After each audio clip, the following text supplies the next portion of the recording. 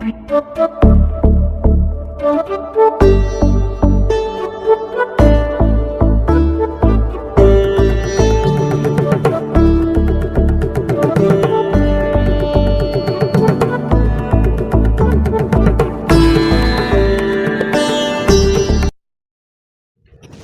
नमः। इसके पूर्व वाले पाठ में 10वें श्लोक में नैसर्गिक बल के विषय में बताया गया है।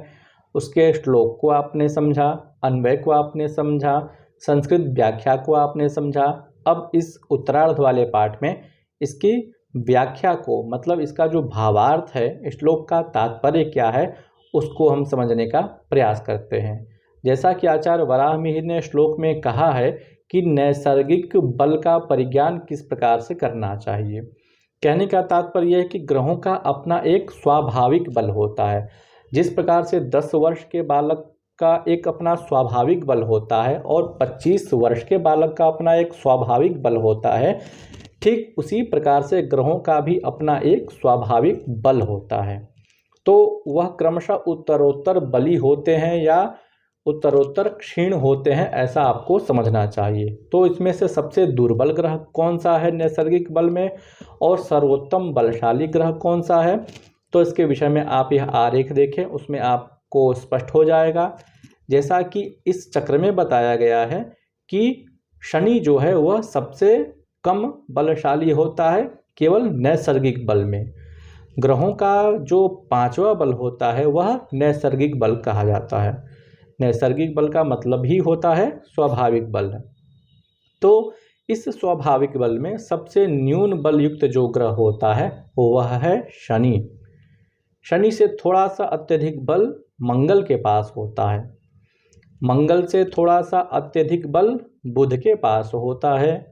बुध से बलशाली ग्रह बृहस्पति होता है। बृहस्पति से बलशाली ग्रह शुक्र होता है। शुक्र से बलशाली ग्रह चंद्रमा होता है और सर्वाधिक बलशाली ग्रह सूर्य को समझा जाता है। जब कभी भी अन्य बल साधन में जब 2 ग्रहों का समान बल प्राप्त होता है तो नैसर्गिक बल के माध्यम से उसमें से कौन सा ग्रह बलवान है, बलवत्तर कौन सा है, इसका विशेष परिज्ञान नैसर्गिक बल से किया जाता है। मान लीजिए 2 ग्रह एक ही राशि में बैठे हुए हैं और उन दोनों का बल समान है, तो यह कैसे निर्धारण करेंगे कि इन दोनों में से कौन सर्वाधिक बलशाली है। तो उस समय नैसर्गिक बल की अत्यधिक आवश्यकता होती है। तो इसमें से सर्वाधिक न्यून बलयुक्त ग्रह शनि को समझा जाता है और सर्वाधिक बलशाली जो है वह सूर्य को समझा जाता है। इसके अग्रिम श्लोक में आचार्य वराह मिहिर ने पुनः स्थान बल की चर्चा की है। विगत पाठ में आपने स्थान बल के विषय में पढ़ा कि ग्रह अपनी राशि का हो, उच्च राशि का हो, नवांश में हो, तो वह स्थान बल को प्राप्त करता है। ठीक इसी प्रकार से कुछ और अन्य स्थान होते हैं जहाँ पर वह ग्रह स्थान बल को प्राप्त करता है। तो वह श्लोक आप देखें जो 11वां है, इसके अन्वय को समझें, इसके भावार्थ को भी समझें और इसकी संस्कृत व्याख्या देखें। श्लोक इस प्रकार से है। मित्र क्षेत्रे स्वोच्चे स्वहोरायां स्वभवन त्रिकोणे च स्वदृष्काणे स्वांशे स्वदिने च बलान्विताः सर्वे। मित्र क्षेत्रे स्वोच्चे स्वहोरायां स्वभवन त्रिकोणे च स्वदृष्काणे स्वांशे स्वदिने च सर्वे बलान्विताः भवन्ति। इसकी आप व्याख्या देखें।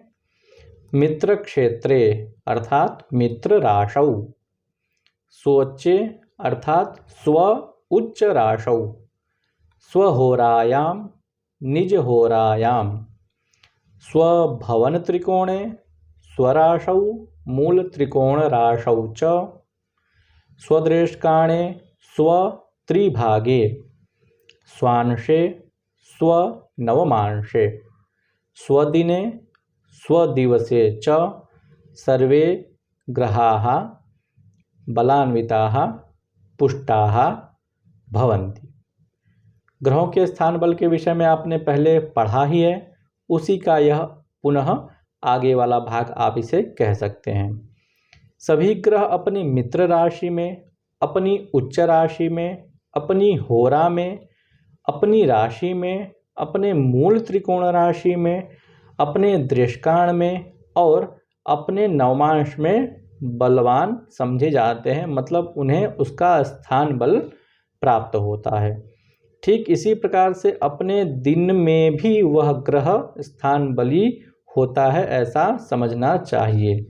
जब ग्रह को स्थान बल पूर्ण रूप से प्राप्त हो जाता है तब वह शुभ फल को प्रदान करता है। आप इस रेखा चित्र के माध्यम से समझने का प्रयास करें कि ग्रह कब स्थान बल को प्राप्त करता है।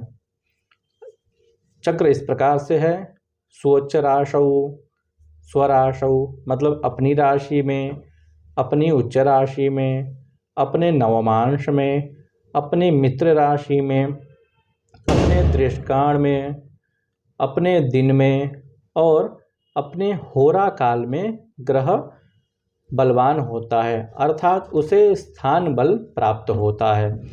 तो इस प्रकार से ग्रहों का बल ज्ञात करना चाहिए। आप इस पाठ के प्रश्नोत्तरों को देखें, उसके उत्तर को देने का प्रयास करें और अपने ज्ञान में अभिवृद्धि करें।